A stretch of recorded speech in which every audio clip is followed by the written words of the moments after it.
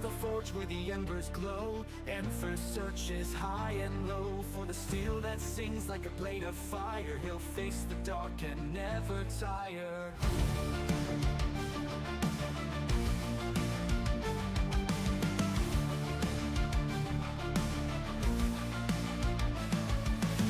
The cost, the weight he bears through endless nights and battle stares. Each strike of the hammer, each swing of the blade. The journey is long, but he's unafraid. Through the ash and smoke, the flames grow higher. He won't back down and forge his desire. Steel in his heart and fire in his eyes. He'll rise above, he'll touch the sky. Steel in the fire, forged in the night. A hero's path, a warrior's fight. He'll seek the power in the iron's call. Through the flames he'll conquer all. For every battle, for every test, he'll find the strength, he'll give his best. With the heat of the forge and the clash of steel, he'll shape his fate, he'll make it real.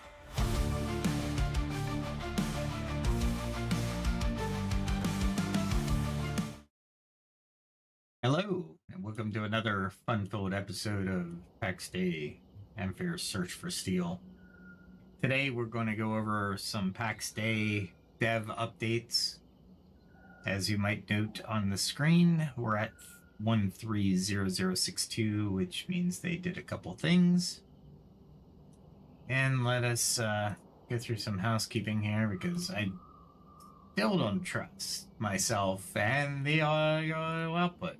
And as you can see, that's not me being drunk, that's me listening to myself, trying to figure out whether the audio output is good. And it is. So, here we go. So, a couple of things they did do is we did go over the other night. Forgive me, it was Thanksgiving, so I was busy doing Thanksgiving stuff here in the United States. But essentially, what was going on was they did a resource node allocation update. What does that mean? They reallocated different stacks. Did you hear that? That was weird. Anyway, they reallocated stacks of resources. So all the resources shifted in the world. So keep that in mind as we're going through this. There's monsters where there weren't any monsters before, and etc., etc. It gets wild. One of the things I did notice is one of the boars near my house is closer, and I got two dire wolves that are, well, they're in the woods I usually farm. So we'll go take a look at those guys now. I think I got everything. Those were the big updates. There's some balancing done, but we are in early access, so I'm going to put a caveat to everything I say. Meaning, if it sounds like I'm complaining, I'm not. I'm making an observation. Notice all the Nisus now. This is for sand. You can actually turn limestone and nice rock or Nisus into sand, which that's really cool because you need it for potion bottles, which means I'm gonna probably have to add another big furnace to my my building, because it's the only way to make glass and pure glass. And they, as you'll see up here on the hill, if you've been with me at any point in the in this area of the verse, or verse 2, or the new world, you'll note that to my right was all trees, and now we have dire wolves. You see one over there, and you see one right there. And there was a buck over there, but resource allocation. So they are trying to balance certain things, and they are also trying to balance skills as well. So if I didn't want to fight the dire wolves, I have to come over here, and what I'm doing is I'm getting wood. That's all I'm doing. So I'm gonna find some big trees. I'm gonna chop them down while we talk. Remember, I'm on X and I'm on LinkedIn as well. I am coming out with a new article soon, and it will be about planned obsolescence.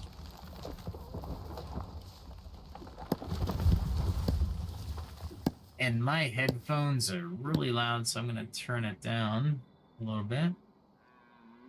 There we go. Let's see. So that'll be my LinkedIn article. It should come out more than likely next week sometime. And I'm doing this for Cole. Also trying to find out where the new monsters are, where the old monsters left. And as you can probably see, each tree that you chop down, there's a greater amount of sapwood. The heartwood is over in the Stonelands, and I've been trying to... I thought I got him. I did a quick draw. That's alright. I need 2,000 animals to skin before I go up in my skinning, so these two are unfortunately in my way. Not that I need any of their stuff, so I'll probably be throwing that away. One of the devs was mentioning that the game was never intended for somebody to be a jack of all trades. I am gonna have a little problem with that, because if I want to join a clan, great. If I don't, I should be able to achieve notoriety or whatever I want to in a jack of all trades, meaning like tailoring, alchemy, blacksmithing, carpentry. I get what they're trying to do, but honestly, it's not exactly... I don't know. I'd like to see where they're going with it. When I heard that, I was like, I don't know about that. Because they're still trying to do the allocation for different, like, look at that. There's four of those animal hides. And I'm not digging any of these, so... And I love the dead trees. They don't give you anything. But it's cool, because they're dead trees. Like I said, the devs in this game and the game design is pretty good. So I'm hoping they don't go too far overboard. One of the things that I noticed on the next update is going to be markets. Markets will help with people not needing to skill in a certain career. Meaning, if I'm looking for potions, then I don't need to be an alchemist, right? I can buy them from the open market. Unfortunately, I don't think that'll work as they intend. Well, we'll see. Time will tell. They might have a really great way to implement it. But I think gold and silver and pure iron ore are all in the PvP area. And two things. I am nowhere near powerful enough to kill anything monster in that area, much less another player. And when you go in and you lose, another player can take all your stuff, so you literally lose everything. And honestly, for as much as you work for stuff in this game, that is heartbreaking. So I just don't go there, because I don't want to take the chance. And for those of you who are thinking that, well, I could win, that is true as well. However, I probably won't, because there are people who are really high level, because, you know, they've been... They're just far more time than I have in the game, and they've been here from the beginning. They probably have another 3 to 4 months, maybe even 6 months on me, on my time in the game. So in those terms, I look at it like it's an unfair advantage when you get to lay an ace. And if you go in groups, that's just a bully system. We have 3 people, you're the only one here, bye. And it's not like you can take your clan all the time, because now you have to fight just to get resources. I hate games like that. That doesn't mean that the bulk of the resources could be there. That's not what I'm saying. That's fine.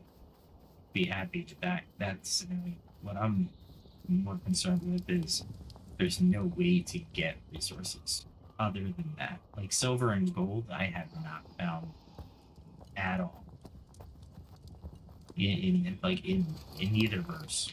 So I'm not sure it'll work out.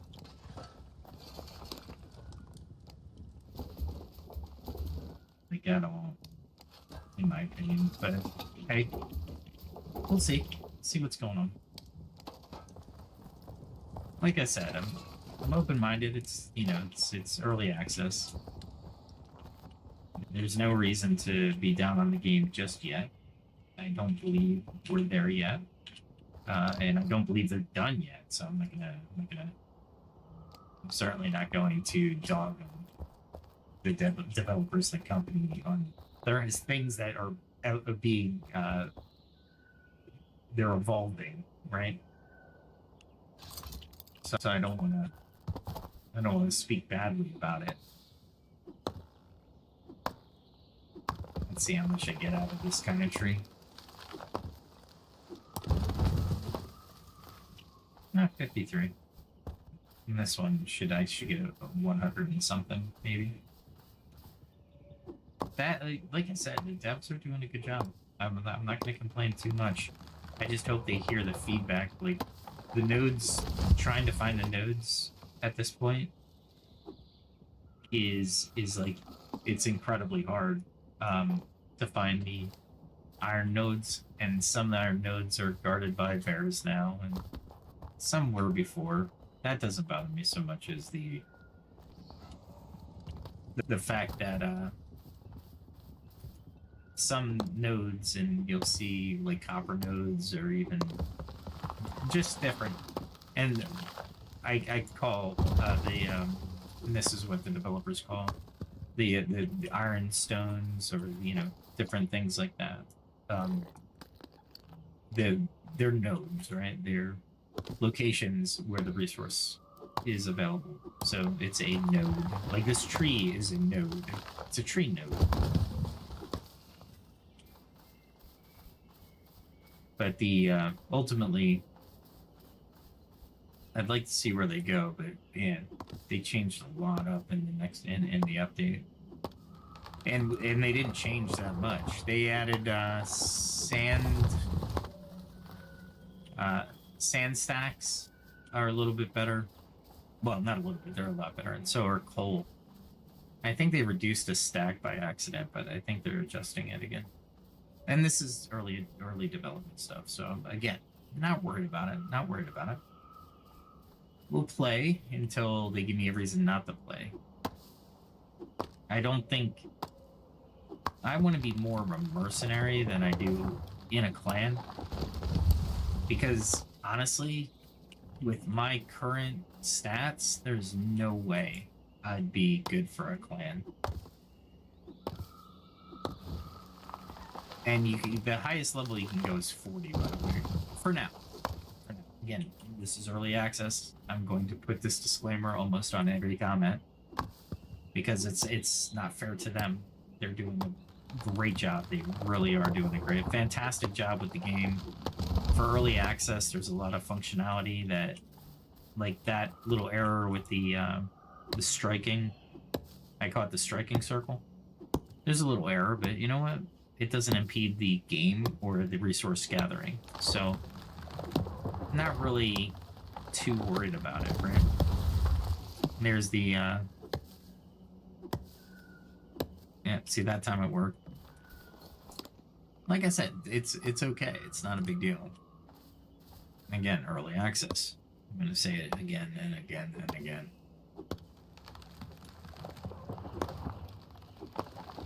Is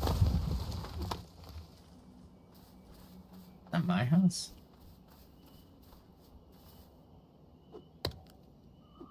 But let's see. So that's the game updates.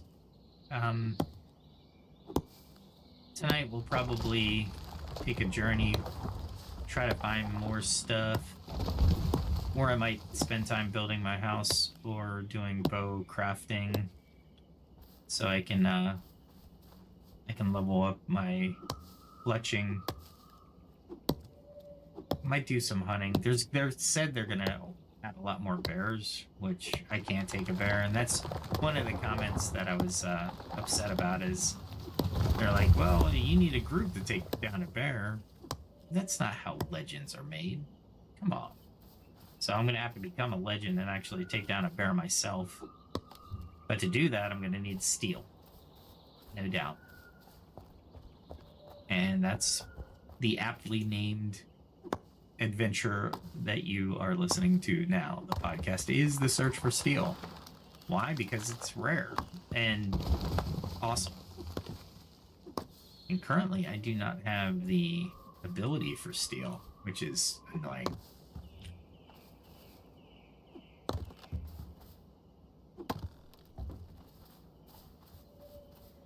Had it in the last world. That's why I say it's annoying.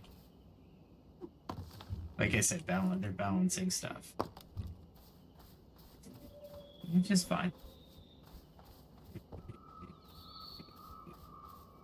Doing good. Let's see. Honestly, I can get rid of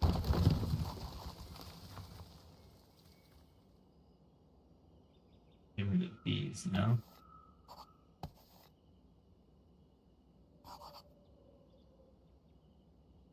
Because they don't exist. I have to put it more like, well, actually, no, not that.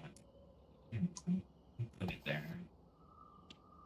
It's not exact, but no, I thought I was done with this. Alright, so that's the updates. They're gonna get to a few more updates later in the winter, and there's gonna be, I think, another major update this winter. But they still gotta fix some of the things that they produced, some of the errors they produced with the most recent update. So hopefully they do that in the next week or so. I know it's a holiday here in the United States, so I get it. And a holiday update is bravo. I mean, that takes a lot of it's a big risk because more people play during the holiday than any other time. And when you're talking about a game that's being evaluated by early access players, you're going to definitely get a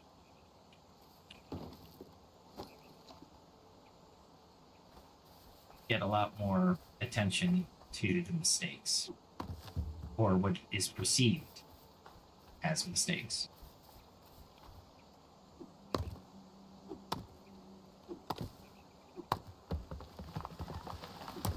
Now, last week, it was a little bit more stable, but that is where it ends because we have to ensure that we do for the, you know what? I didn't.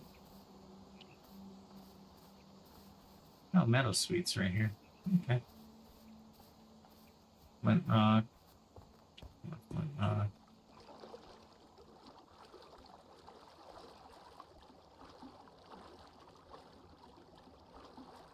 Just curious. I didn't think I was that close to Meadow Sweet, which is cool. It's a component I'll need.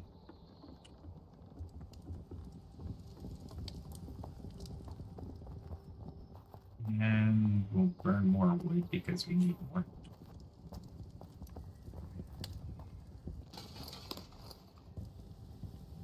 last one that did it? There we go. And we'll get ready, get into our home blacksmithing clothes. Now what is? I gotta get used to actually figuring out where I'm putting stuff here. I can put it here.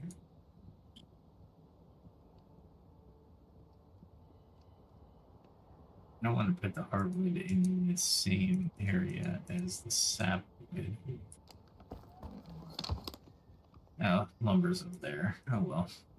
We'll figure it out. Lumber is right there.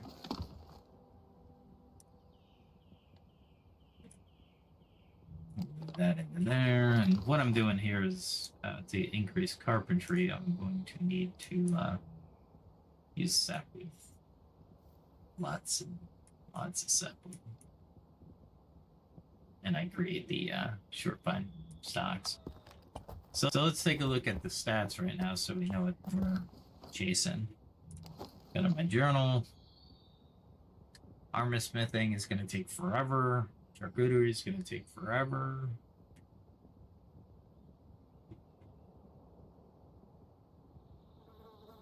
That's what I mean by... that's a lot of freaking experience points. Skinning's going to take less time, right? Level 40 is the highest level. It used to be 41, but they had a... It was an error, so it is 40. Jewelry making, maybe I can get some of there. Tailoring is still almost 1 million. Man. Absolutely incredible. Weird. Oh, I have to select it. That's right. Gives you all the stuff that you can make.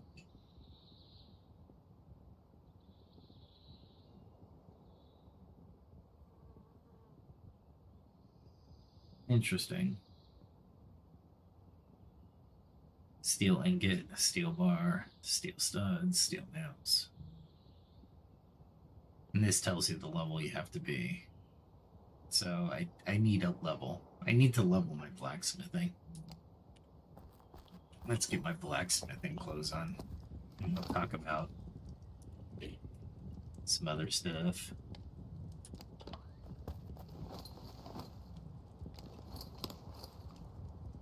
Take that off, that off, and that off. There we go. And we'll work on some blacksmithing stuff.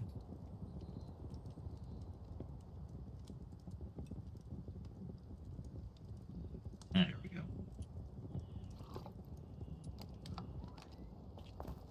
Alright. Where are we going? That's carpentry. I think I can get blacksmithing in here. Yeah, blacksmithing. So let's see what ones are hard for me. Silver arrow, which I have no silver. Wrought iron axe blades. Wrought iron cross guards. And some of these iron buckles probably are blacksmithing, yeah. I've mastered those. Large files are... Yeah, I need to do that anyway. So yeah, it is blacksmithing. Okay. I have to do that anyway because I need more for the for me stuff. Potion making. So let's craft all 3. It says very easy, but it's not. I have so about 5,000 for very easy. 4,000. That's still gonna take me forever. That's alright. And at the amount of glass that it takes. Oh, these are vials. I need to go upstairs. Alright, what was I gonna talk about today? Streaming topics. Oh, latest tech innovations. What cutting edge technologies are shaping the world? And what do they mean for the future? If anybody hasn't noticed, um, Elon is just revealed that Optimus Android. Well, it's not an android just yet. Robot is catching stuff, and everybody knows that once the robots start catching stuff, they become intelligent. No, no. If you couple that with AI, that robot is going to be an android. It's going to be very cool very soon, and I'm loving it. I'm absolutely gonna love that. Oh, that's what I want to do. I want to get my hammer and drop all these off. I'll drop all these off.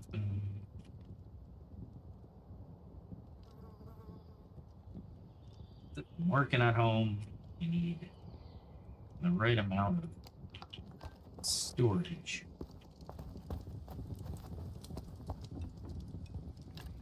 There we go. And what I really want to do is I need furnace parts, bricks, clay, limestone. 60 limestone. Do I have 60 limestone?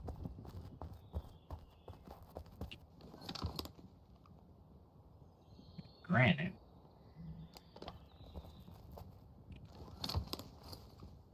No. I need bricks, so we can make some bricks out of this clay.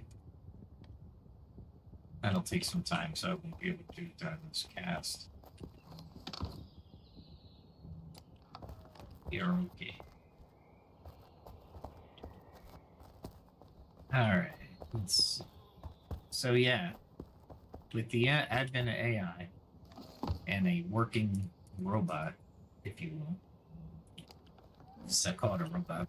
Android, I would say it attains some type of knowledge, maybe. Ah, so close.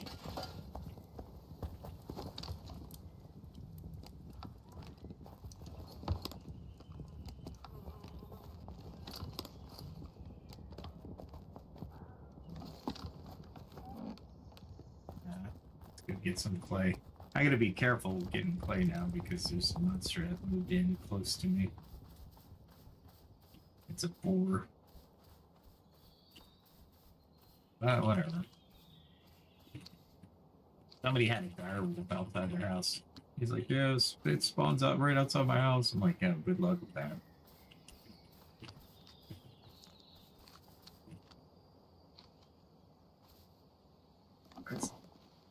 No.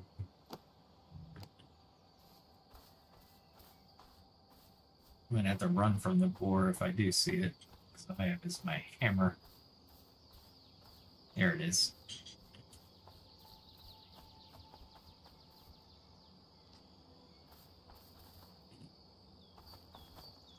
I see it. I just don't want to deal with it right now.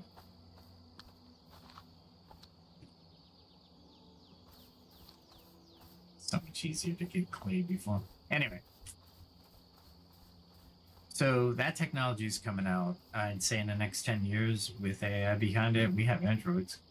And we're going to have butlers and nannies, and they'll look like more like iRobot kind of ones, which is fine. Which I think is less creepy. So that'll be cool. I wonder how much it'll cost, though. He's pretty good at costing it down, meaning look at the Tesla cars. If you wanted one, you could probably afford one. So they're definitely within reach.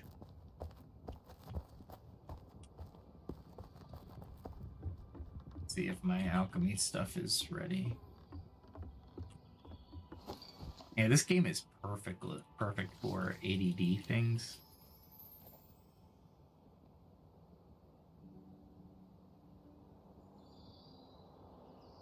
There we go. We need more water, and we need coal. Does he always need coal?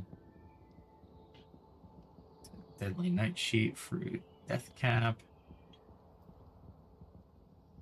Huh. What other, they'd all be downstairs. So, what does death cap get me? Oh, I need, this.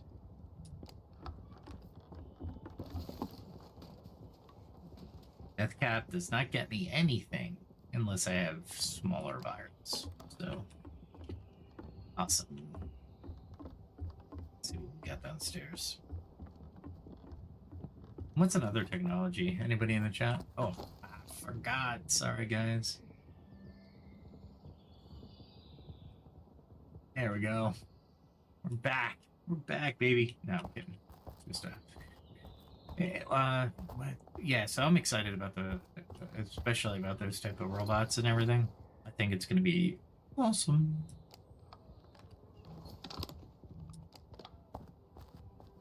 Don't think it's gonna be a detriment at all. I think it's gonna help human civilization more than it hurts human civilization.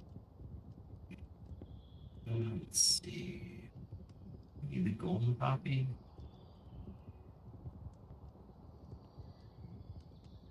Yeah, let's do the golden poppy. There we go. Cook some golden poppy.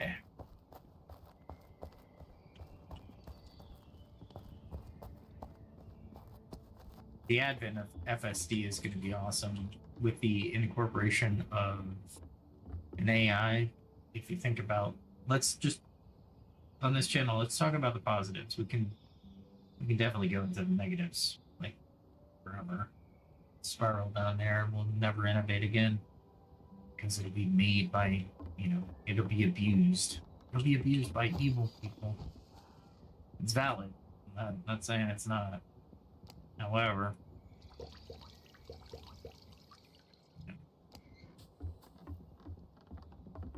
I'd rather think of a future where we are in awe, not pausing.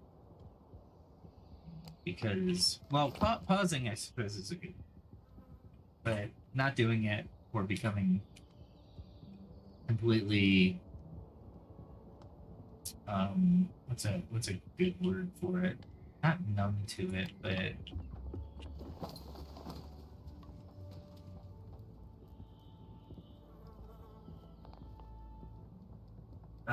what's a good word for it? We think. Hold on. Did I put the water downstairs?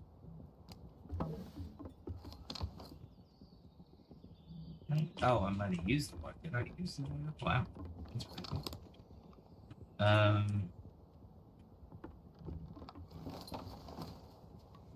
There it is. What I thought. It's 198. Let's see. Let's do those. Let's see if we can do 3 of these.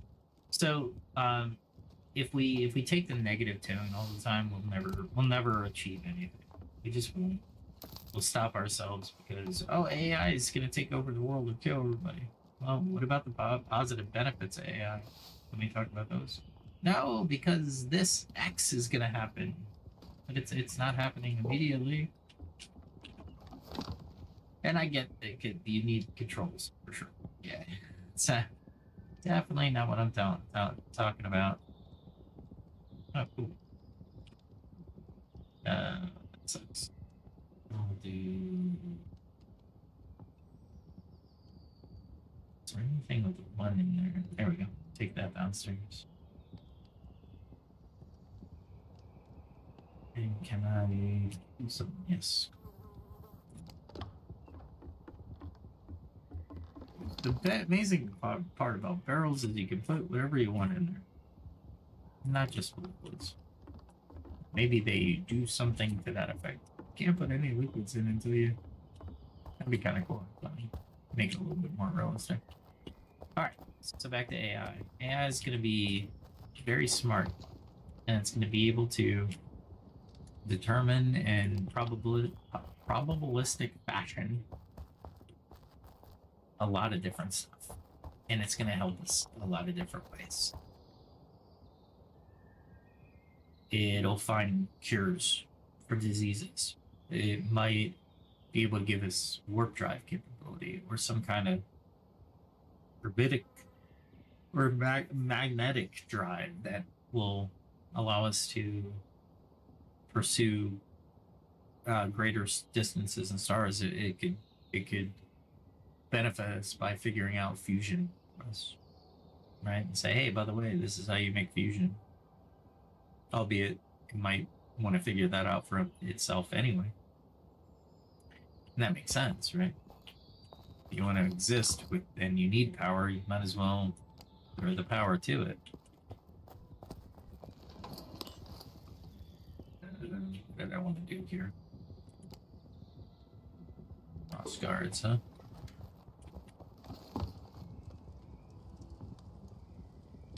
Do that. Let's see. I need iron bars, really. Okay. Let's do like 10 or so. So AI is going to be, well, what about an AI personal assistant? Like we're talking Jarvis, right? I mean, that's what we're saying. That'd be awesome. Every individual has somebody to motivate them or be there for them. I think that's pretty cool. It'll absolutely increase the amount of participation. Also, it'll make everybody a little bit, in my opinion, it'll make everybody a little bit, well, it depends, right? So cost is always going to be a barrier, especially with new things. So let's put that aside. So keep that in mind when we're talking about this.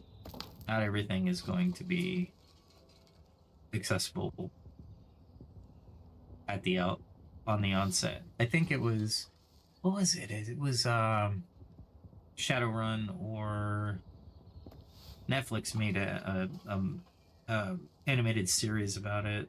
I think it's Cyberpunk. Might have been Cyberpunk. I can't remember, but it made the future look divisive, right? And that's okay. I don't think that's a deal that anybody. It's not a deal breaker for anybody, honestly.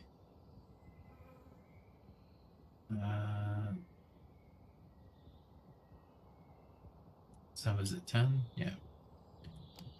So ultimately, what we're looking at is the ability for everyone to eventually grab the technology. It makes sense over the 20 so years that we've been, well, let's say in the last 50 years. Not many people could afford the Atari or the ColecoVision or a DVD player, or there was a bigger DVD player, but they didn't call it a DVD. It was like a huge 12-inch massive record, but it used laser. I forget what they called it. But all these contribute to the way people will evolve through technology. Now, if you ask anyone if they have a PS5, most people that game would say, yeah, I have a PS5. I also have a PC. I also have a laptop. So these things become available or in the price range, and businesses want to open up the market. They just don't want to They don't want to cater to the 1% or even 10%. They want to cater to the 80%. And that is why a majority of technology eventually reduces its price to allow people access, but also economies of scale. As a business owner, I want 80% of the people to be able to buy my product. I don't want 10%. Even if I had high margins on the 10%. It's kind of like, Bugatti, for example. How many Bugattis are sold in a year? Seriously. They're like $20 million cars, $5 to $20 million cars. You're going to have a lot of repeat business because there's not many people who can afford a $5 million car, much less the insurance on that, much less the maintenance on that. So Bugatti, there's going to be a place for those type of products, and that's never going to go away. However, microwaves, for example, they became they're a household staple. So with any technology, I want everybody to realize that when it's new and it comes out, it's probably going to be expensive or need to be, what do we call that? Need to be, give me a second. Wow, it escapes me. Farmers get subsidies. It could get subsidized. For example, Neuralink, it could be so expensive that only insurance companies would be able to afford it, and then your insurance would be affording the Neuralink, right?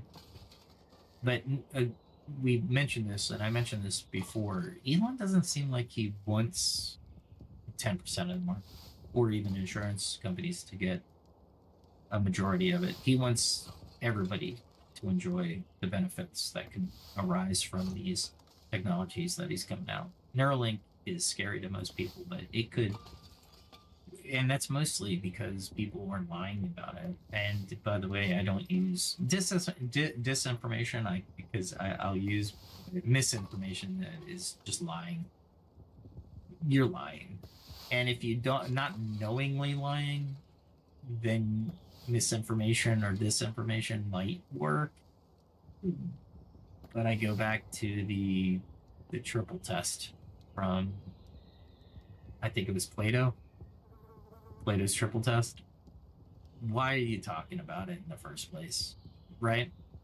So in these aspects, I think technology is going to be one. I can't believe I did that. See how well this goes. Let's see so different technologies, latest technologies. VR is going to be up and coming. Meta is leading the way with Vive, leading the way. Who else is leading the way? Steam is trying to get in on some of this, but Meta is really trying to create a market for, or a space where you would be able to accomplish work within the, what they call the metasphere, or I forget what they call it, but basically VR. When you're talking AR and VR, AR is alternate reality and VR is virtual reality. What's the difference? Alternate reality is the perception based on real world markers. Meaning, if I put on an AR goggle set and I walk out, I'll see billboards that aren't there, right? But they're for businesses. That in and of itself is going to be really cool. Why? Because we don't need billboards around anymore. We don't need to take up or litter our view with billboards or neon signs or any kind of sign, because we can do it in the alternative reality, or the AR goggles can provide a sign to a business. What is this business? Oh, look, let me put on my glasses. Oh, it's a Chinese restaurant. Right? So in these things, I think it would benefit society. We don't have to worry about, well, we could even do streetlights if you think about it. we can reduce costs on infrastructure. Meaning, if there's a stop sign that's supposed to be there, just have the AR tell the goggles there's a stop sign here. Now, again, let's not go into the dark area of this, because we can come up with so many different horrific scenarios to prevent us from doing this. And maybe one of these podcasts we might take that opportunity to explore. But for the most part, let's not, because it's not as fun. It's stressful. We need more fun. We need innovators and entrepreneurs and people who are going to innovate based off of optimism.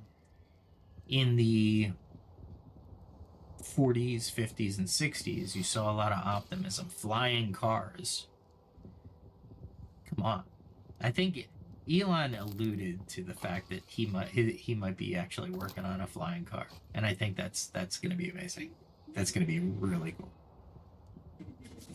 So,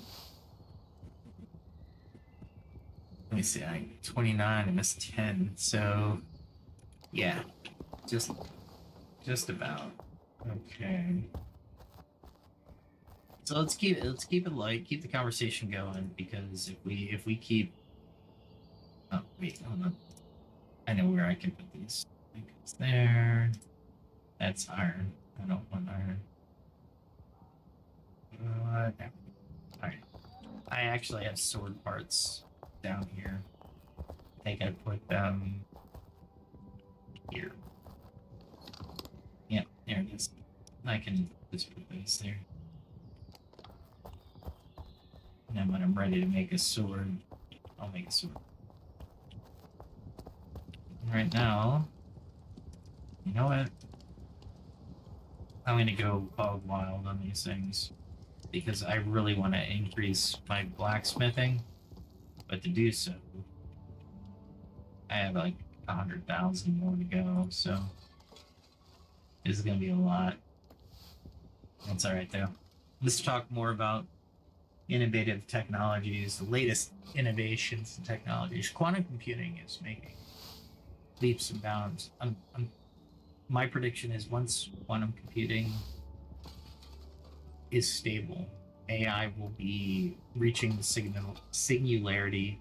And when I say reaching the singularity, self-awareness, and be smarter than anybody on the planet, 1,000 to 10,000 fold over what we have today.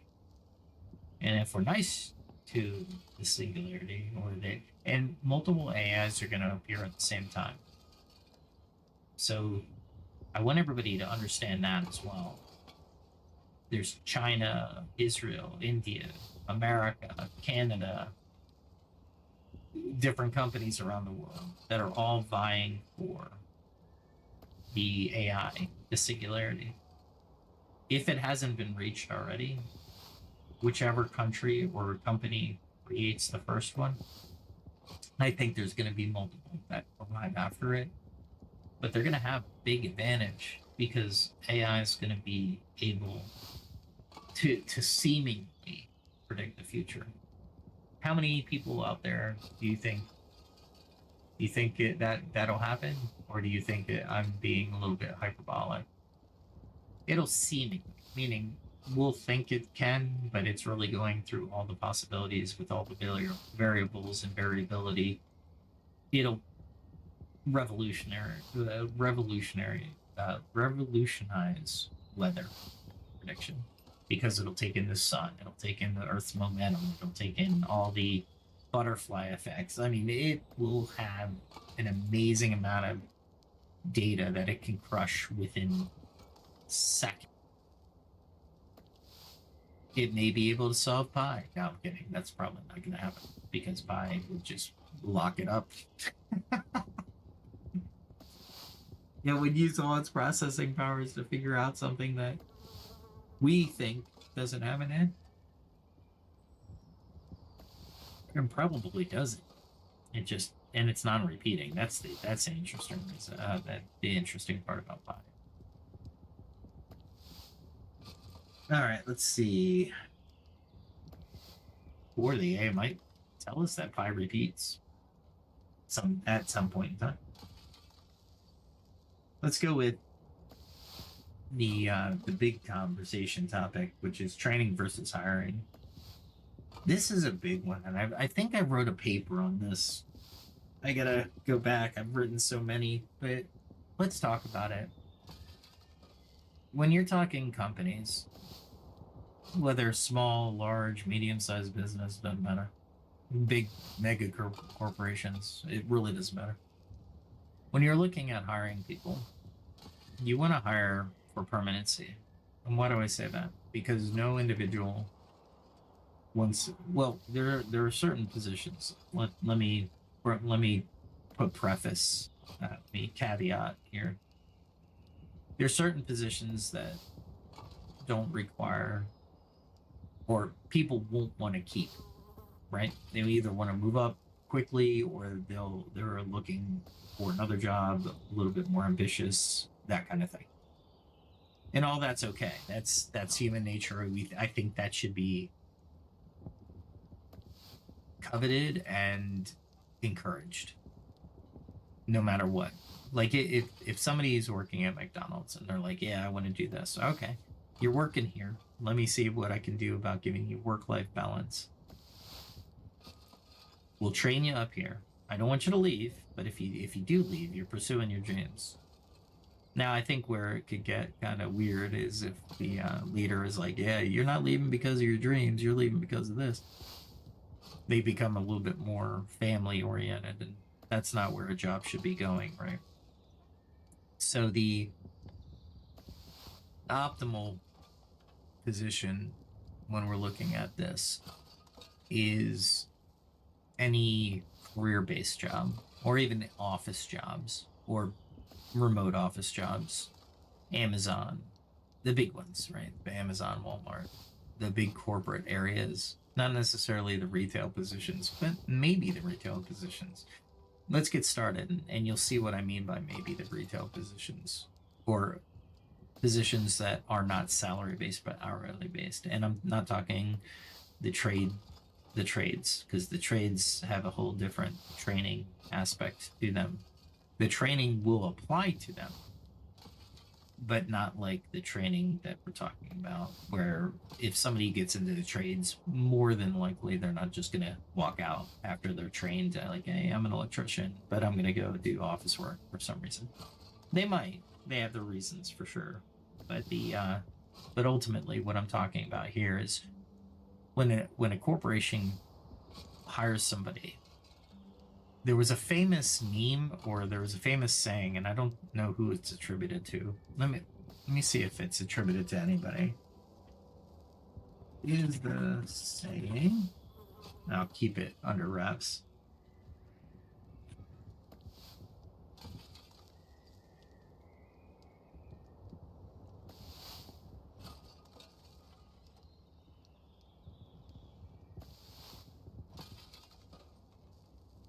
Let's see if ChatGPT understands that gibberish that I just put into it.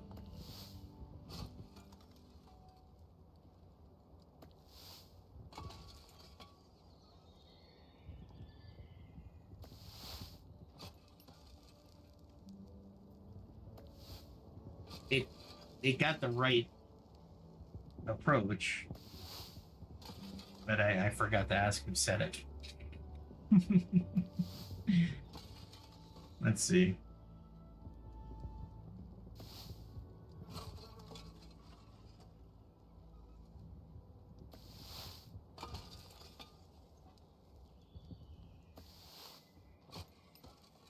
All right.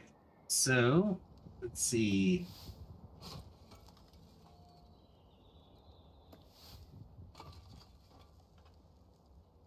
So it's not assigned or attributed to any single person or origin. It says, okay. So I'm going to say it. It costs more to hire someone than to train them. And that's true. Once you train somebody, like, let's take the military, for example. The military trains the average soldier. let's say an average infantry, and you spend about 3 million on them, to say anywhere from 1 to 3 million. I don't know. Well, you know what? I have ChatGPT. How much does it cost to train a military infantry?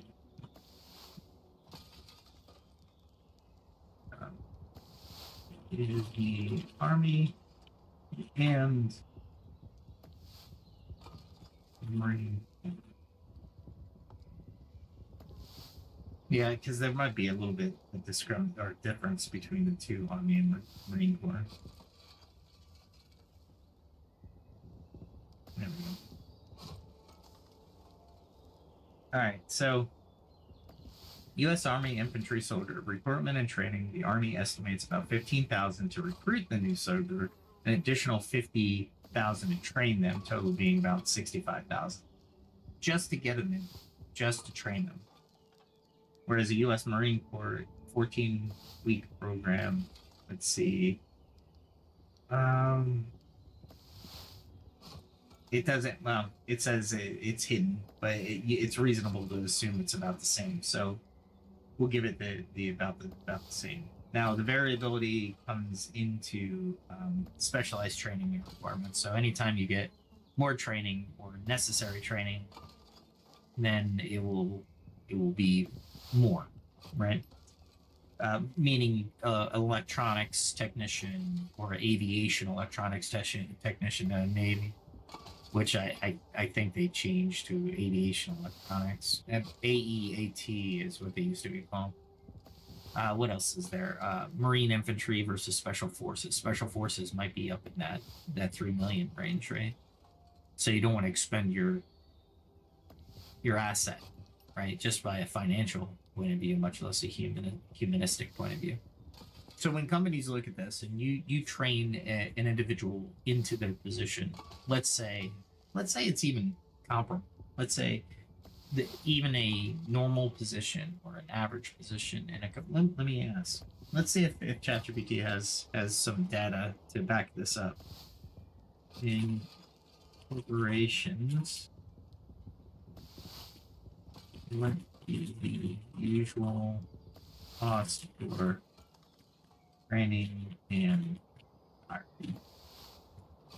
Let's see what happens, because I think it'll give us some numbers to talk about, if anything, right? They might not be perfect, but let's broad general terms, right? So entry-level roles, mid-level roles, senior-level roles, and technical or skilled roles is what it divided it into, which is kind of cool. And I think that's a good way to start. So let's start with entry-level roles in a corporation. You're looking at hiring anywhere from 4 to 10, and the training's at another 1 to 2. So let's say at the max 12,000 for an entry. For a mid-level, you're talking 20,000. For senior roles, you're looking at 60,000 plus. For a technical skilled role, you're looking at 30,000 plus another 20 for certifications, 5 to 20 for certifications. So you're looking again at around 50,000. So you're attributing, every time you want to hire somebody, you're looking at it. Let's say a mid-level role. You're looking at about $20,000. That I don't think accounts for time as well. Meaning the time it takes to actually find the right candidate and then put them in the position, then train them up. So when we're looking at these type of things, we need to understand that training is necessary and worth it. Firing somebody after they're trained is not worth it. Now, here's the conundrum. Usually you have about 30 to 60 days in most companies to evaluate the trainee or the new employee. After that, it's harder to justify termination. which is okay. We're not here to talk about termination, but we are here to talk about. I did it again, didn't I? We are here to talk about training versus, finding somebody else. So let's talk about that. Shoo! Sorry. Let me not a sponsored spot, but I am going to have a nice sip of Zevia.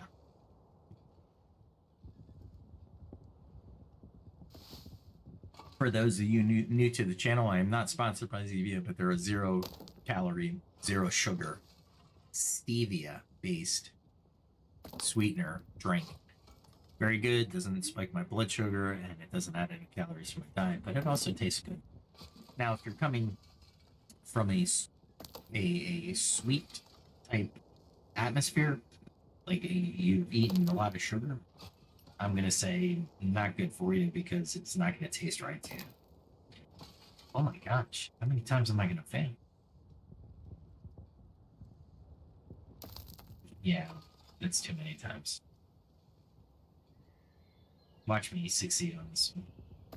Nah, it's just continual failure.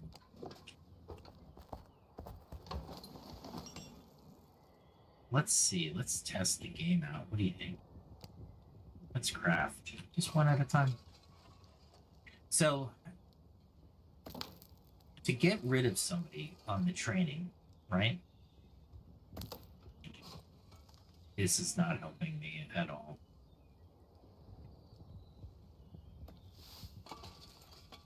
That was like 10 failures in a row.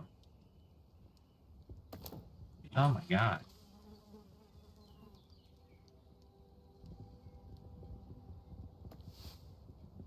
You know what? Just do it. Anyway, so hiring and firing somebody within that 30 to 60 day period would be detrimental to your company if you think about it. Even if low level, right, entry level, not low level, but entry level roles, you're looking at $10,000 every time you fire somebody and hire somebody, right? That's incredibly low, right? Or incredibly high for the cost. I'm thinking as I'm looking at failing all of these, I'm like, no, can I have some successes? Anyway, the best to just turn down your volume on the game while you're doing this. When you're looking at different aspects of the hiring process and you're looking at $10,000-ish per employee, let's say 5 employees didn't work out, and just hiring and firing, this is not even training, that's going to be $50,000 just right away. You lose $50,000. This is ridiculous. I'm sorry, I'm listening to the amount of failures, and I'm looking at, I have 54 to go, and I've succeeded 12 times. I should be succeeding about half the time on moderate. As you can see, it says 29 by 35, and I think that's the actual ratio of success versus failure. So I should be succeeding a lot more than what I currently am. Anyway, so let's say 5 people, $50,000. Let's say 2 of those people, let's say 3 of those people, 3 out of 5 actually made it through the training. That's another $6,000. So $56,000 out of your budget that year just for hiring and firing. But let's put another layer on that. How long did it take you to find that person? Do you need somebody to fill the role at that point? Because you obviously aren't filling the role and actually having that role accomplish anything if you can continue to hire and fire. Mid-level and senior level roles are even worse. However, senior level roles, there's a little caveat here, because a senior level role can cost you more money because they're decision makers, they're managers, VPs, directors, senior managers. So when you're looking at that as an aspect to the equation, it might be better to spend the $60,000, $70,000 in the 1 year and say, look, this isn't working out. Hire somebody else, because now you're talking about saving hundreds of thousands to millions of dollars, right? So there is a different aspect to this, right? That you could certainly take a look at. And in general, it is more expensive to hire and fire than to retain a trained employee. This story goes, and it made it a little bit more dramatic. A CEO asks the HR VP or another, maybe the CTO, the chief training officer, well, why don't we just fire him? And then, the conversation turns to, you could do that, but it's going to take more resources to hire somebody else and train somebody else for that same position than it is to take this person aside, see where they are mentally, and see if we can't alleviate some of that. Right? So, again, using the humanity to work. To work it, work the problem, right?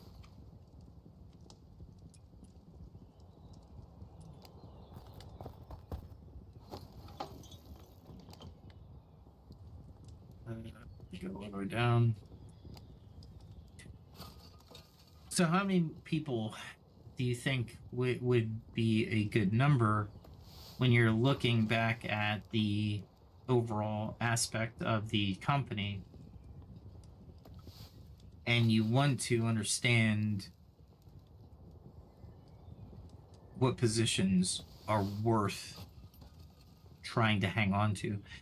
People, and this is where attitude comes in, and a lot of people today are like, well, I shouldn't say a lot of people, I should say the memes and YouTube shorts and TikToks, they're highlighting the behavior of somebody who is protecting their boundaries in a negative light. For example, there's a lot of stories out there that the shorts especially, where the person is approached by their manager and they're like, well, the person approaches the manager and says, by the way, today's my last day. And they're like, oh, no, you need to give us a month, or you need to give us 2 weeks. I'm like, why would I do that? You wouldn't give me 2 days or 2 weeks if you fired me, or a month if you fired me. And they're like, but that's the standard practice. And it's like, well, hold on. Why is and the whole purpose of that is for the company to give you a good reference. And honestly, no, it's not worth it. Just don't put them down as a reference at that point. Now, a caveat, put that footnote, that little asterisk. If the company treated you well that entire time and you just found a better opportunity, maybe that would be a reason to provide that company with more consideration, right? Up to you, but humanity's a two-way street. So when I talk about leadership, treating people in the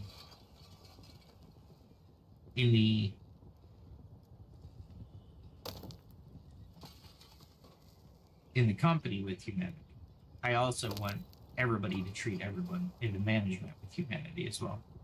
The only time, well, you do it all the time. However, there are times when you should get serious and you should really understand where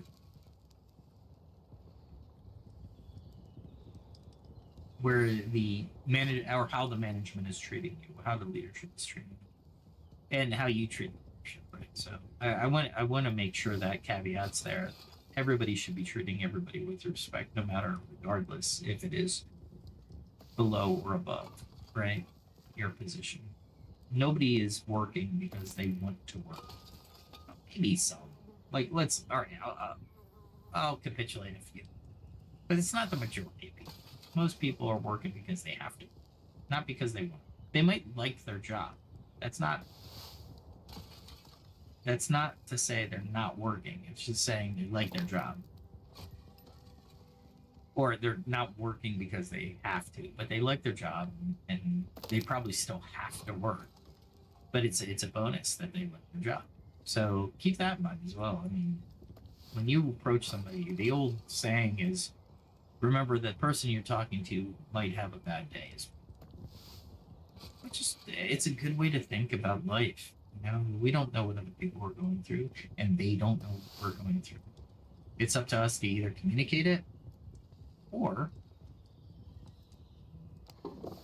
to provide the necessary explanation to the person, and they might not be too open to it anyway, right? So keep that in mind as well as we go through these exercises. What do we need? Wrought iron sheets. Oh boy.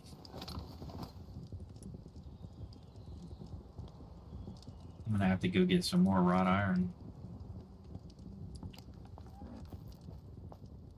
That's it. Is a wrought iron bar better? Heavy pommels just use that. Use 3 of them. They use 4 iron bars per. That uses 3 ingots. You know what? I'm gonna do that. It's easy, so maybe 2,000, maybe. Yeah, that's fine. We'll do these. Well, and like I said, it's not gonna bode well for me anyway. Anyway, at any rate, so training costs are a consideration. If any of those analytical people are out there, perhaps that's how you bring it up to your boss. Somebody might not be hired appropriately, and that's unfortunate. But you only have a certain amount of time to go through the hiring process, right? And sometimes you have a feeling about somebody and it just doesn't work out. You have the conversation. Hopefully they can align. And if they can't align, you have to let them go because you need to hire for the position that you need work. So let's do a 180 there and look at it from the other side. So I'm going to tell the companies, don't do 8 or 9 interviews or even 4. 4 is like too many. If you can't tell by the 3rd interview, it's time to move. Yeah, I don't know what to tell you. That is a lot of interviewing for one person. And you are telling them that you don't trust them for that. As well as so many different caveats there. Let's how many interviews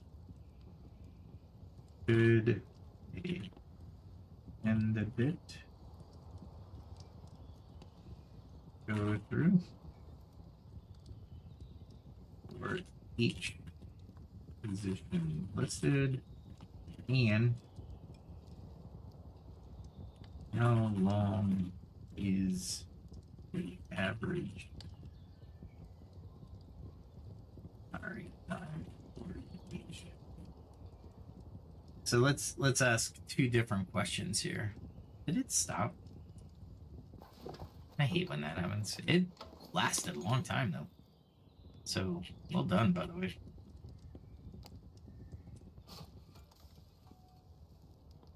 Still taking forever, but at least with easy, I should have a little bit better opportunity. I need 300 of these. No, it's not 300. It's 300,000 divided by 3,000. 100. So I'll be close hopefully if I can get a majority of these. All right, let's see what ChatGPT threw out here. Okay, so summary table. Entry-level positions, usually you want 1 to 2 interviews, hiring time 2 to 4 weeks. Mid-level are 2 to 3 interviews, 4 to 6 weeks. Interesting, they say senior level, you want 3 to 5, and it's 6 to 8 weeks. That I'm going to start to disagree with. Executive level leadership, 5 to 7 interviews, 8 to 12 weeks. The 8 to 12, I'm not sure about executive level. That, what goes into that? I really want to know, because why are we going up in interview time when we're interviewing for a position somebody's qualified for? Are we trying to determine qualifications? We shouldn't be, because determining qualifications should be done on the onset of actually selecting the candidate for the first interview. Specialized technical, 3 to 4 interviews, 4 to 8 weeks. Creative, 2 to 3 interviews, 3 to 5 weeks. And then hourly or temporary, 1 to 2 interviews, 1 to 2 weeks. I'm almost in the camp of all of these should be no more than 3. Let me see. Add a for justification of number of. I'm curious on what ChatGPT will come up with the justification of why so many interviews, right? It's interesting to me that they would even suggest 7 interviews. Here we go. Entry level is basic skills and fit can be assessed quickly. Less risk due to limited responsibilities. Okay, that's fair for entry level. Mid requires evaluation of specific experience, technical skills, and team compatibility. All right, why isn't team compatibility on entry level? That makes me that's suspect to me. Let's see, mid-level, senior level, greater impact on strategy. Multiple stakeholders need to assess leadership and expertise. Which stakeholders? Are we talking with senior level? We're talking managers. So managers, senior managers. That's as far as you get with that type of role. You're not at VP level or director level yet. The executive leadership is at that executive level, or VP directors. High stakes role with broad influence requires alignment with company vision and culture. So you're telling me it takes you 8 to 12 weeks and 5 to 7 interviews to ask about alignment with the company vision or culture? How about we train for the company vision and culture?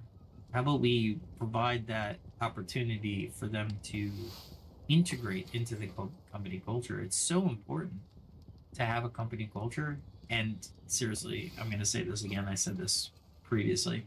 If someone says the company culture is like a family, run, just run. Don't pass go. Don't collect $200. Just run. If you have a great family, you'll get that vision in your head. Oh, this company's going to be great. If you have a horrible family, or a family that you fight with, or even don't get along with, you're going to get that in your head. Why would you take the job in the first place unless you needed the money? And it's like, okay, guys, let's think about what we're talking about here, and let's provide actual strategy in hiring people.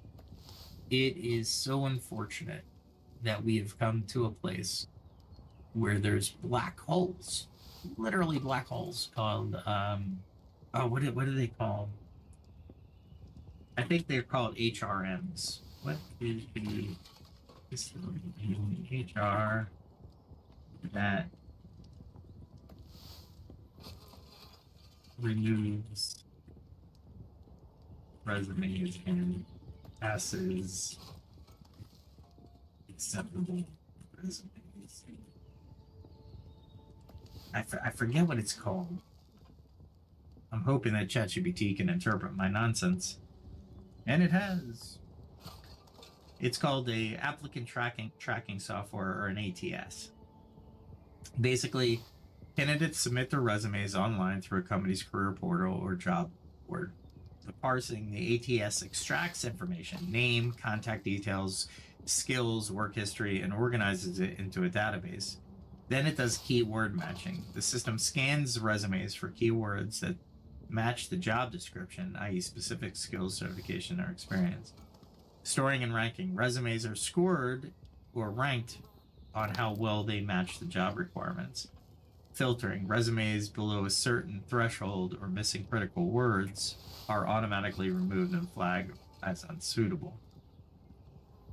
HR review. Recruiters will review it, but will only review the short-listed resumes.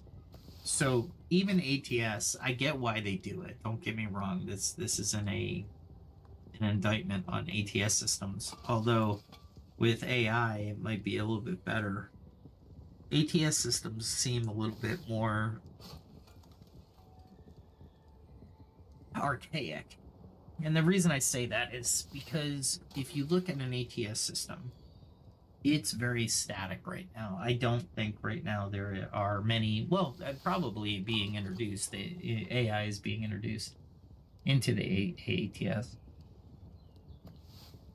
But here's a couple different things. I don't believe ChatGPT on this, because an ATS that does a word search through the resume doesn't make sense to me, because if somebody doesn't write something the same as somebody else, but they have the same skill and they meet the same criteria, why would you penalize that candidate when they're just as, if not more capable than candidate A, right? So yeah, I'm not a fan of ATS. An ATS is probably not going to align the person adequately for the job that you're looking for.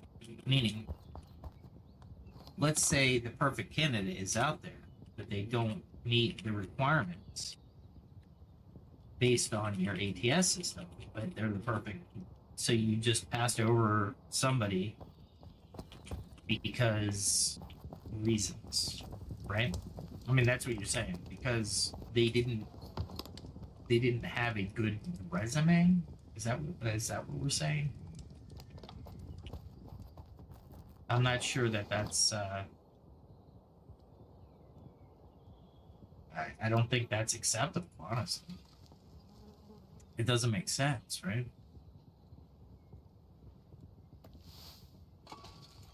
So in ATS may exclude the perfect candidate, or a string of perfect candidates. Oh, ATS is just bad for training, and we're going back to hiring and training, right? Hiring costs are how much? How much? I wonder how much of the hiring cost is in an ATS system. Let's find out. How much hiring cost is included in the ATS?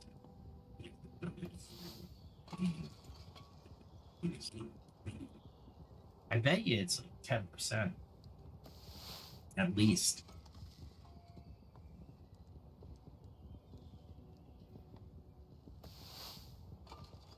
Yeah, so subscription fees for small businesses, mid-sized businesses, and large businesses.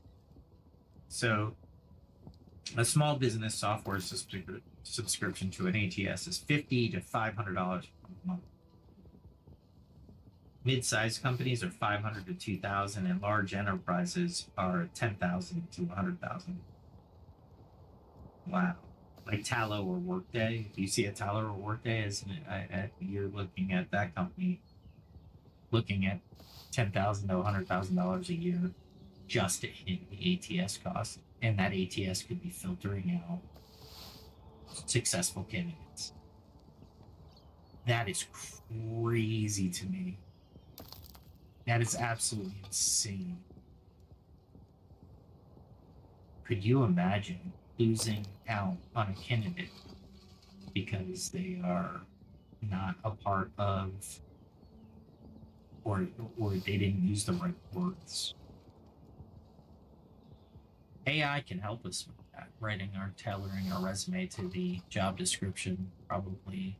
Well, and if you use the right prompt, it could probably integrate those keywords in there. But I don't think ATSs do that. Not anymore. They probably used to do that, but they've gotten more advanced, right? And with the advent of AI, machine learning, they're probably a lot more lenient. Might be a good word. Maybe. Meaning they might have algorithms to use different keywords or close keywords, meaning plus or minus 2 words away from, or synonyms, right? So plus or minus 2 synonyms from the actual word. I ran out of wrought iron. Unbelievable.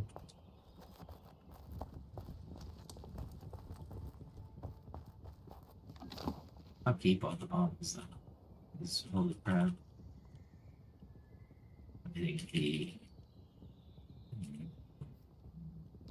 Let's get dressed and go get more. I think everybody's online tonight too. And like I said, they really nerfed the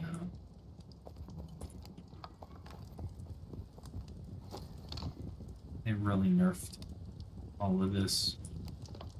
Well, not nerfed. Nerfed is not a good word. Not fighting a bear, so let's use these.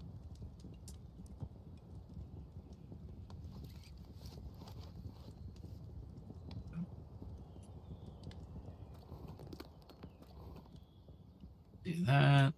Put that in there. I didn't expect to adventure tonight, but it looks like I'm going to have to.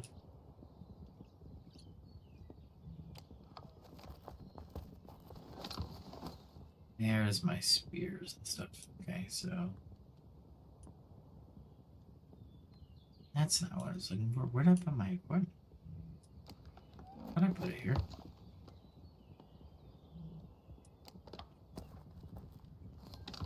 There it is. It's like, where the heck did I put my equipment?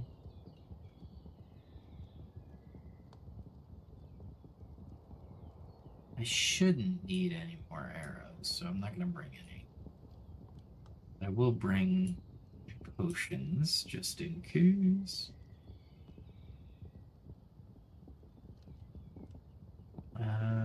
I want another.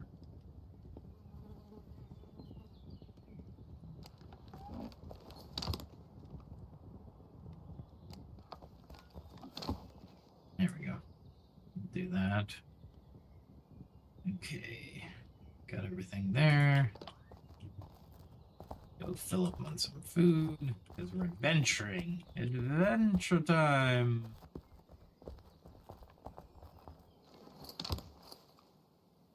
Let's see. Nothing in here. Here we go. Move there. Oh, cool. We still have some elderberry syrup. I'm gonna have to make some more. All right, cool.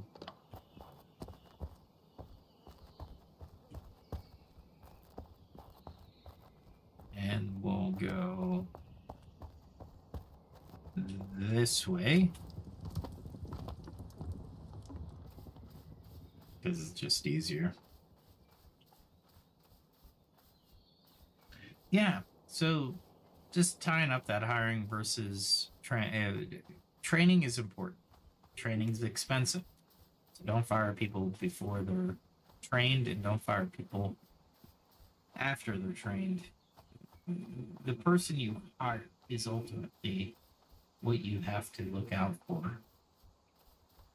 Meaning, spend some time, but not through interviews. Find the right person, right? You don't want to just hire anybody, but you don't want to sit there with 5 or 6 interviews because people are.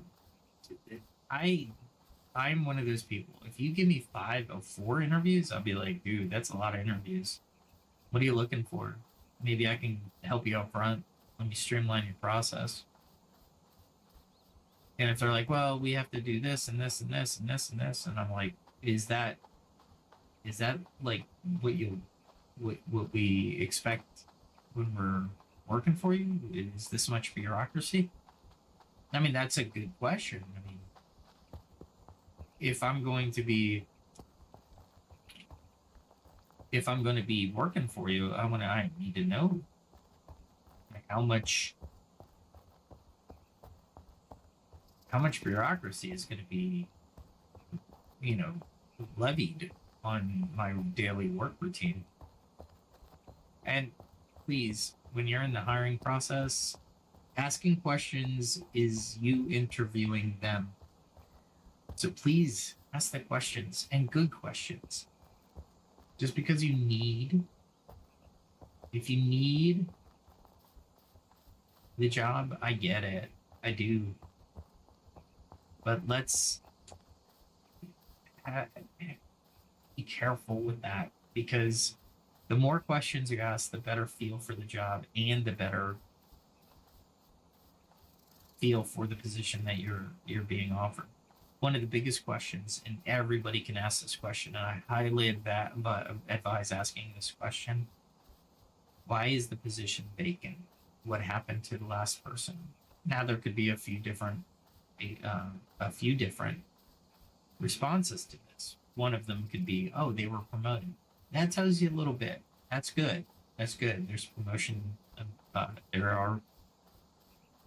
There may be the ability to be promoted inwardly in the company, right? So that's a really good indicator. If they were fired, you have no reason not to ask, well, what caused their, what was done, what was done so bad that they had to be removed from the company. That gives you that puts the management back on its heels and gives you the opportunity to ask management about different aspects of the job, right? You don't want to be that person who does the same thing because, whatever reason. Maybe they had a good reason for doing it. Yeah, right. So keep that in mind as well as you're going through this.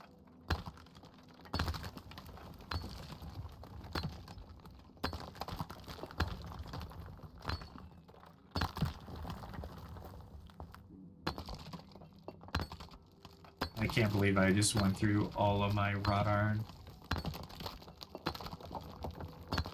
I will drop sand. I don't care about sand or gems, actually.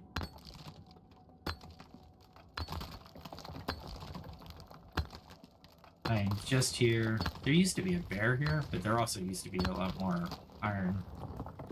So they're kind of losing people, honestly. Because the other wrought iron that I mapped is over here, and you have to fight somebody for it. And these guys are not pushovers. These guys are...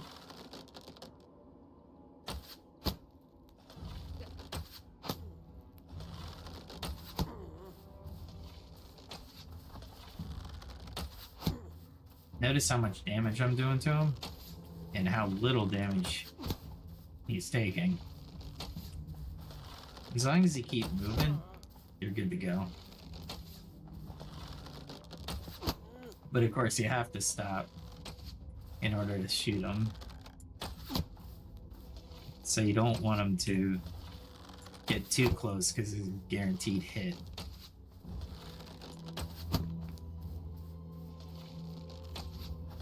I should have brought more arrows. I forgot about these guys. This should be the only ones I need to really deal with. Ooh, did you see that? There we go.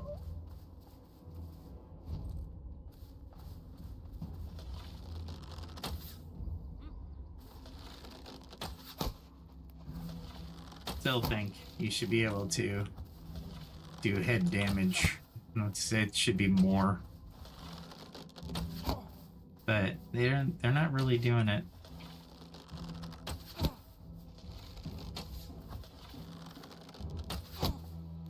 I'm trying to get as much draw from my bow as possible, because you can see I'm doing 23.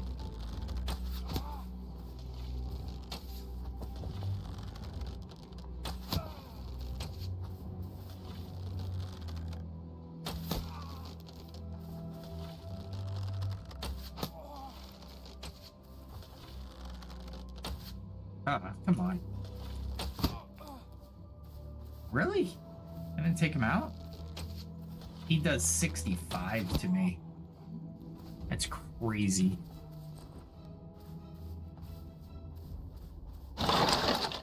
Luckily, I think I'm just far enough away from these guys that I can do all three of these deposits without having to worry about it.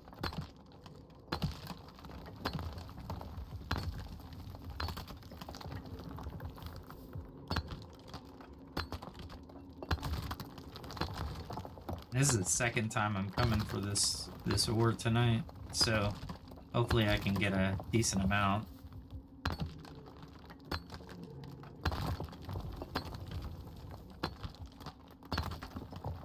Oh, one more.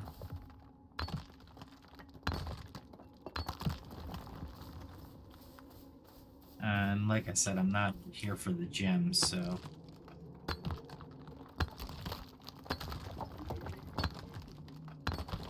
there's some spooky stuff up on that, in those ruins.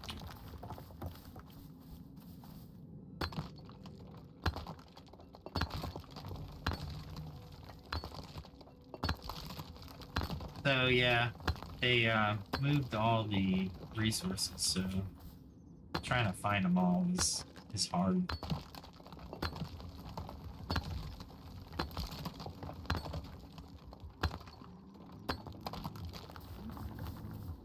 I don't think any went up here, so I'll check really quick. No, nothing up here.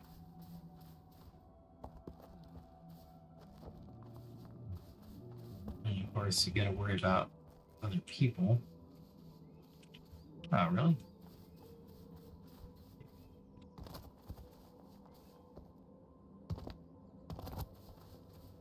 Here we go. There it is. All right. So, yeah, hiring and training. So, if anybody was interested, I don't think I've ever written a paper on it, honestly.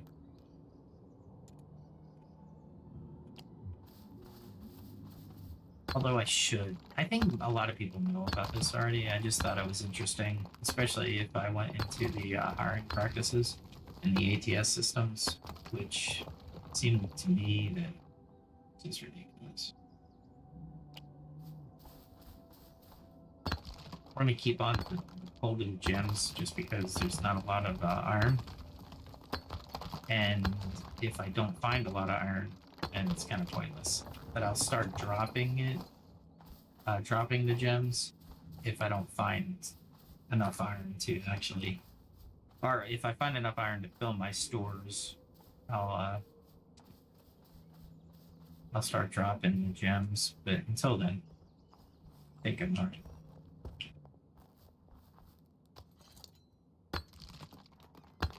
All right, let's see. We're at hour 39. I think tonight will be a short night, even though it's a Friday night. I hope everybody enjoyed themselves. I know I did. especially talking about different topics tonight. And hopefully I gave you an update on Pax Dei. Tomorrow I'll give you a little bit more roadmap on Pax Dei, so you get a good feel for the way the devs are thinking about the world itself.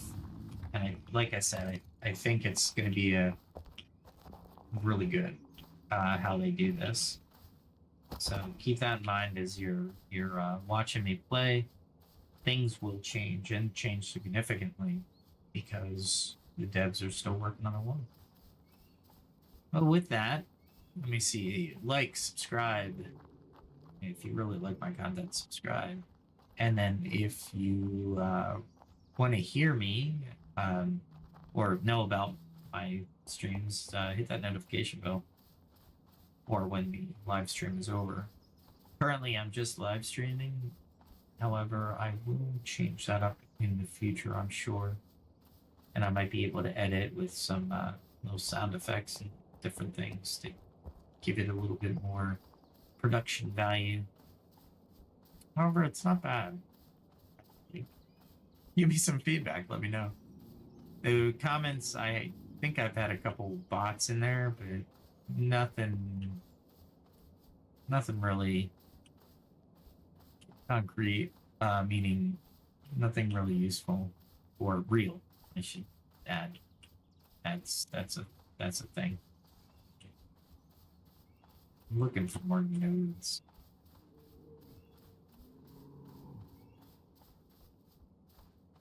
Because I have not checked up here yet.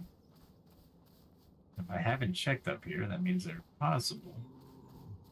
Doesn't look like they did any spawning up here, though.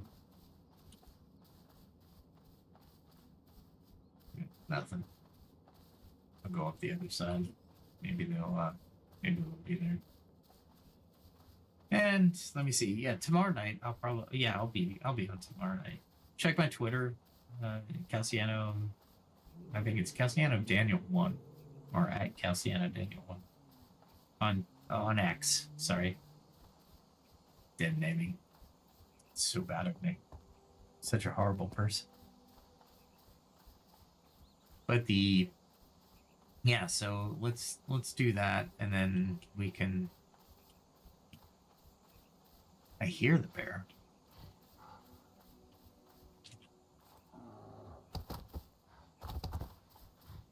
See if I can outrun the bear. Oh, he almost got me. A little excitement at the end of the stream. Awesome. I can't believe I escaped that bear. That's ridiculous. Found a unique way of climbing, so next time we'll go over that unique way of climbing, and I'll show you how to get to certain things that might not necessarily be reachable for some of us. And then I found this technique, and I was like, it's actually working. It'll be tomorrow night. So, with that said, I will end the stream, and thanks for stopping by. Again, put a comment in there, or if the chat's still open, put a chat. I'll more than likely I'll respond. Well, not more than likely. If you're the only one there and it seems like you're human, I will definitely respond. Till then, have a good night. We will see you tomorrow. As always, everybody be safe and be nice to everybody.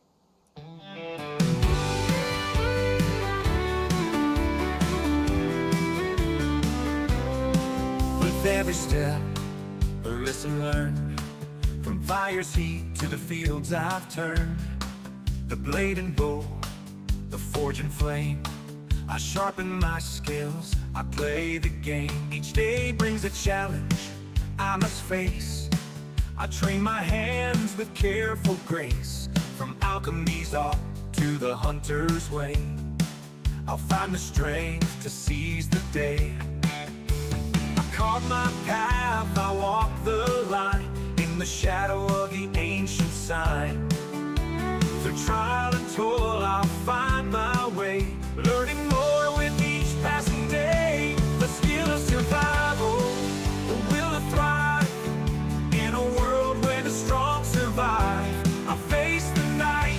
I'll take the chance.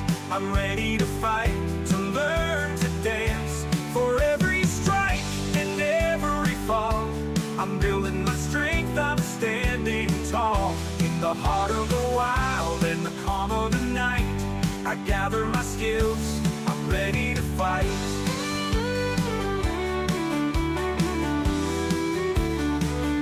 From the herbs I find to the iron I mold, each lesson learned is a story told. The stars above, they guide my hand. As I hone my craft, I take my stand. In the quiet woods, in the mountains chill, I push myself, I shape my will. With each new tool and every lore, I'm stronger now than I was before. I carve my path, I walk the line, in the shadow of the ancient sign.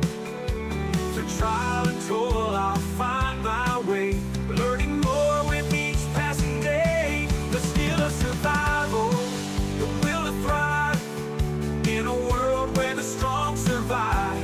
I'll face the night, I'll take the chance. I'm ready to fight, to learn to dance. For every strike and every fall, I'm building my strength, I'm standing tall. In the heart of the wild and the calm of the night, I gather my skills, I'm ready to fight.